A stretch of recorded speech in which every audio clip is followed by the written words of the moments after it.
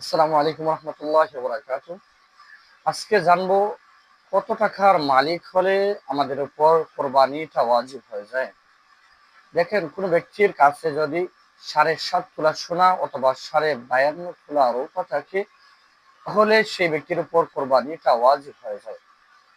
এবছর এই নেসাবটা উল্লেখ করা হয়েছে যে ব্যক্তির কাছে 1,78,500 টাকা থাকবে, 1,78,500 টাকা থাকবে তার প্রয়োজনের অতিরিক্ত, হয় যে আসলিয়া ব্যতীত, তার উপর কোরবানিটা ওয়াজিব হয়ে যাবে।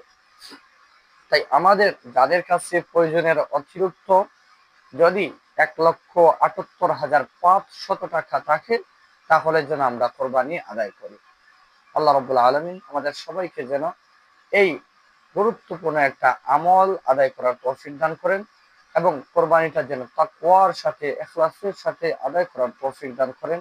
মানুষ দেখানো, লোক দেখানো, সুনাম সুখ্যাতি অর্জনের উদ্দেশ্যে যেন না হয়, কেবল রেজায়ে মাওলা, আল্লাহকে সন্তুষ্টি করার জন্যই হয়ে থাকে। আল্লাহ রাব্বুল আলামিন যেন তৌফিক দান করেন।